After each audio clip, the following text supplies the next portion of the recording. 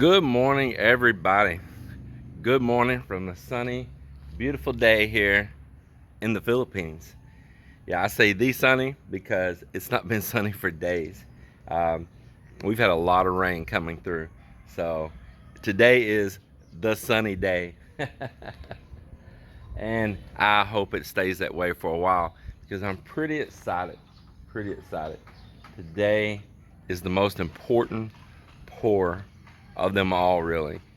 It is on top of the third floor room, making the final roof deck, and that's the roof that goes over the foyer, and that will be the roof that seals the deal on the house.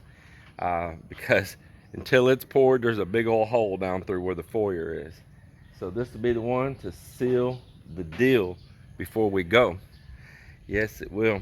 And we got extra help here to try to get this knocked out because there's a good chance that more rain's coming even by this afternoon. I'm hoping that we get this poured by midday, and then we'll jump over and try over the next few days to get some more of the parapet walls poured and do what we can before it's time to GO. Here comes some help rolling in.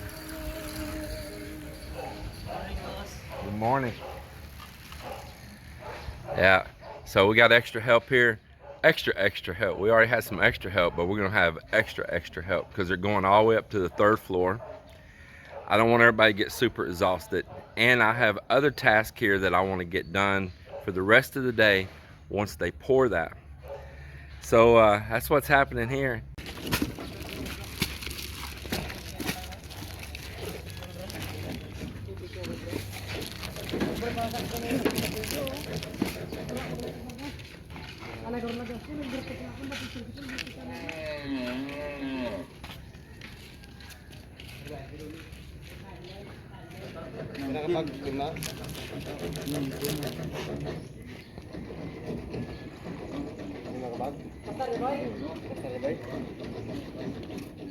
We're getting the first batch mixed up, and me and Marvin, we got to run up here and get some extra pails. So many of them are broken, but it's getting started right here first thing this morning, just the way I wanted it.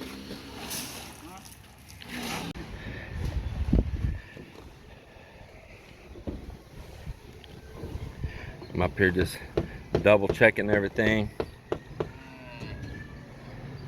It's all looking really good.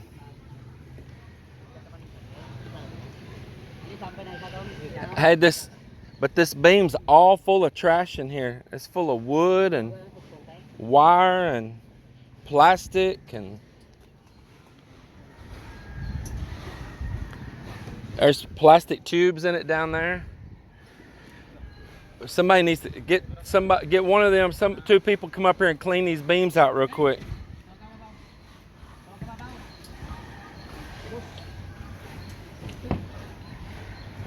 Man, those need to be clean. This one too, it's just full of trash. It's full of, especially sawdust.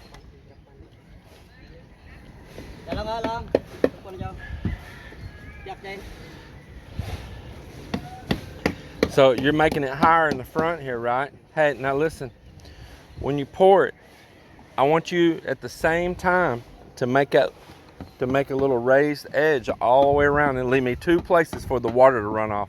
But I don't want it to run off on that corner in case we're sitting there. Bring it back this way a little bit. Maybe right over here and here. Let's see, the air conditioner's over there. I don't want the water dumping on the air conditioners. So, nah, I'll tell you what, go ahead and put it all the way out to the corner, and I'll probably make some kind of deal for a pipe there later. Yeah.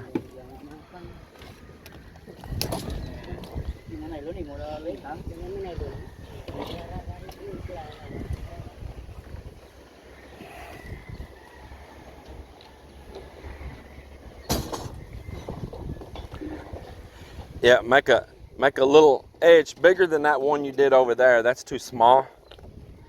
And then leave a gap in it right here. And then leave a gap in it over there. So all the water come here and go out this side, go out that side.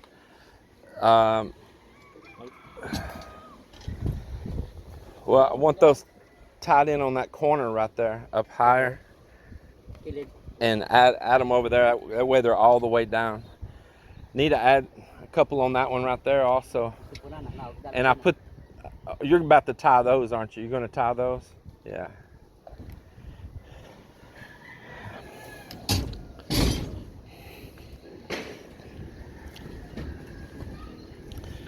All right, well, I think they got it. Mike, when y'all put cement right here, get this real wet with water, okay?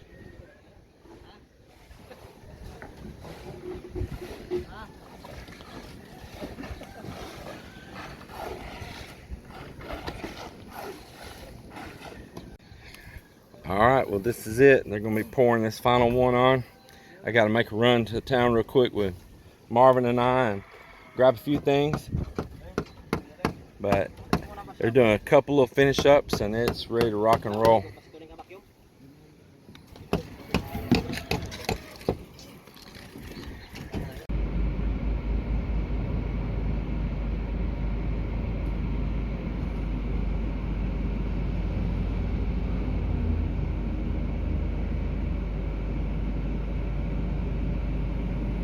I'm a little stressed. I'm trying not to be, but there's just so much that's on my mind to get done. It's not a normal time for travel, so that adds a little stress itself, you know. The Visayan region and now going on down all the way to Jinsan and Davao and all now getting more lockdowns, more enhanced quarantines, you know. The levels are going up, military checkpoints. Just for us to go in or out of the city, we gotta go through 2 points. Going out there, making sure you're not a city person going out to the province that could infect them, and vice versa.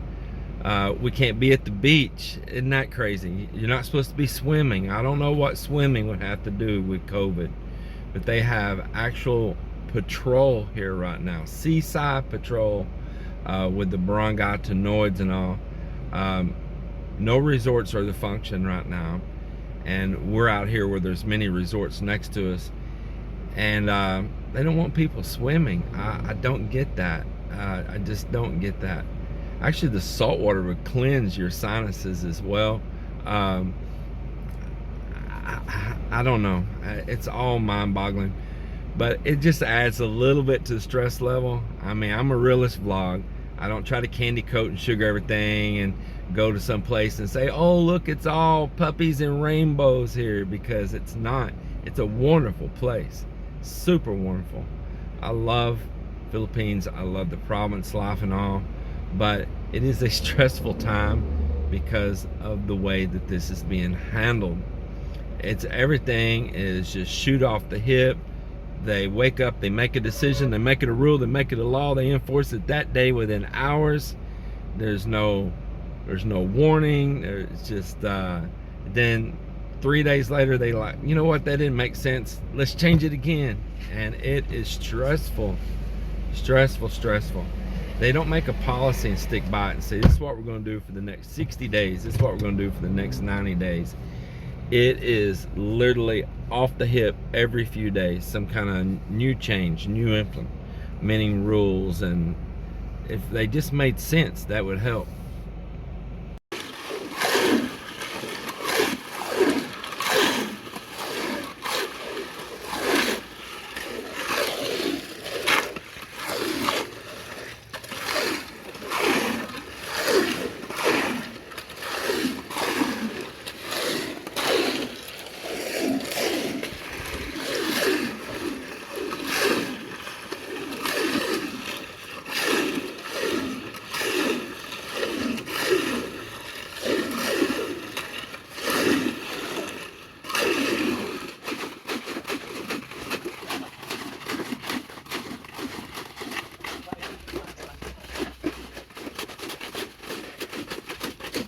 Well, it's 10 o'clock in the morning, and they just took their first break. Actually, it's about 10:15 now because they're coming off their break. And the mix has been just going on. It's really going good. It absolutely is. Right over my shoulder right here. I'm over here hanging out by the house that's kind of semi-abandoned here.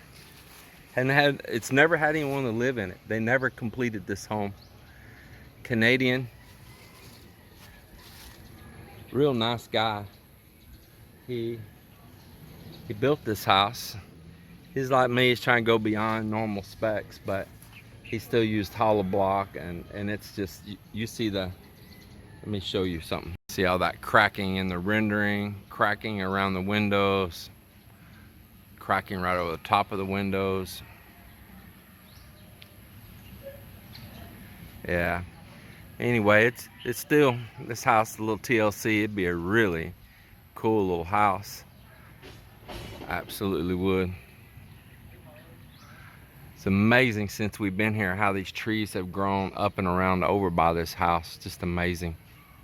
But anyway, I'm over here. It's nice and cool underneath this big old tree, and there's a breeze. So I said, man, it's a good place to hang out right here and look over there and watch.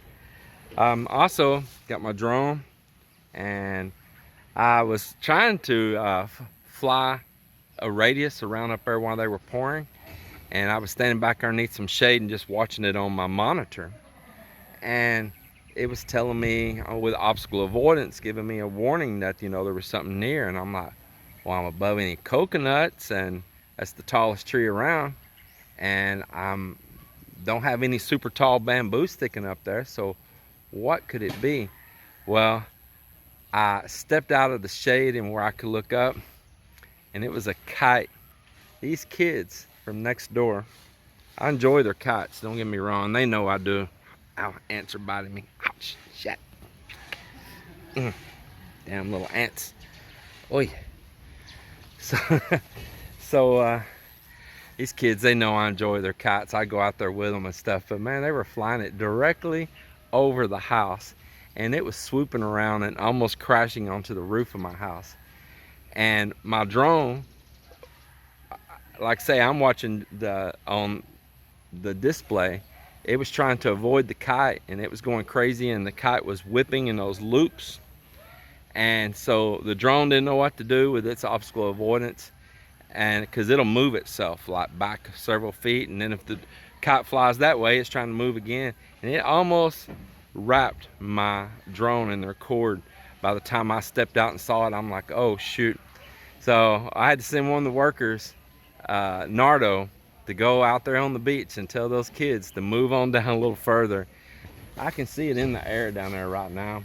I don't want to scold those kids or nothing. They're having fun. That's innocent fun. They spend a lot of time making those homemade kites, and they really like that I like their kites. So here lately, they've been having to show me any new ones they make. All right, well, they're about to get right back on it again. Man, just look at that. Just look at that. Just absolutely amazing. It is a mess right now inside of our little garage apartment, and we do have a mess. I'm trying to go through everything right now and repack, and I'm working on some solar stuff, and I've got stuff going for video cameras. So I got all my different fittings and stuff out here, and my tools for putting cable ends on and all of that fun. I'm trying to hang some stuff. I've got that going, as I said. Also stuff for solar here as well. Trying to go through my backpack, repack everything in there. You want some medications with you in case, you know, you do get to feeling bad or something, and you want to have a little bit of stuff because this is not easy to get right now. I always carry this, like this airborne, a little bit of nasal spray, like this Zicam. We found these things to be very helpful. And Melinda, she needs this a lot of times right here for motion sickness. Not as bad as when we first got married. She has improved tremendously, but we do like to carry some medications just in case. A little bit of Benadryl right here. We got that, and then just general little things like some wet wipes, some more little wet wipes. Some come from the airlines, and again, some of these immunity builders right here. I'm really big on these. Mel and I, we take these before we travel. We started already now. We'll take these. We'll take this and vitamin D. and we load our body up on that before and during travel and after travel. And then we'll kind of wing off once we get like home and settle in. You're not around a lot of people or nothing like that. But it's always been like this. This is not a because the world problem thing. We have always had this routine of having this. You're on planes with people just with common colds and the flu and all of that. So this is not a new practice for us. Really got Melinda on board with this back several years ago, and I've learned just to do that pre-travel, during travel, after travel, post-travel, I guess what you call it. And there you have it. Yeah, I know y'all saw money lay on the table. You got to have money for travel as well. But repacking my backpack, getting it all cleaned up, getting prepared. We're packing suitcases here already right now. And we're about to be moving some of the furniture out of here, and it's going to go be stored over in a room next door, one of those dried in rooms now, so that we can pull the 2 trucks back into this garage. So we are working it out of here. I'm beginning to do things to take down the temporary wall there that you always see in the front of the house. It's to say we got suitcases getting ready. The desk has got to go out of here, and the wall will come down. In fact, I got the garage door closed there behind it right now. Up here, just got my things like my life jackets and stuff all hung up here. That's part of what this rod's for, not really like closed closet, but preparing. We got 7 days from fly time, 7 days, and on the plane we go. And so it's not just that easy. We've already had to do some preemptive trips into the city to find out where we're going to get COVID-19 testing. We have to have that swab test in order to get on the plane from Manila to the United States, and that is America's rules. That's the United States rules. That's not a Philippine rule, that is the United States rules. So within 72 hours of boarding that plane, you got to have a negative result test. And because it's landing on weekend, and because we have a flight on that weekend going from Iloilo to Manila, it's kind of tricky there.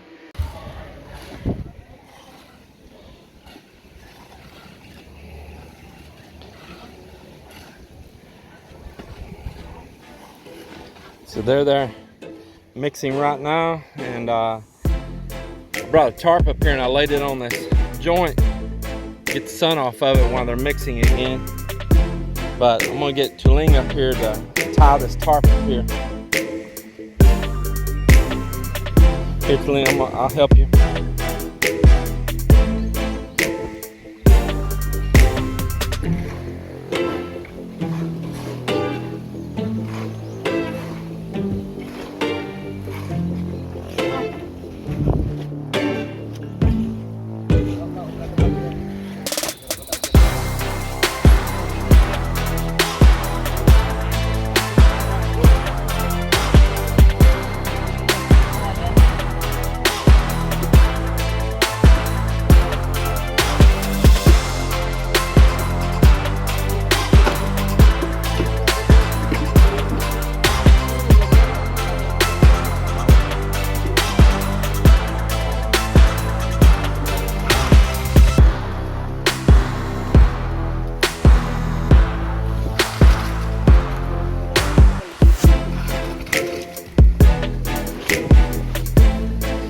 We need to go ahead and get some wet on this line here. It's going to be a dry spot across it. Got that trowel, punch that a little bit of that rod. Get that, where's that rod you had? Punch that a little bit, break it up some.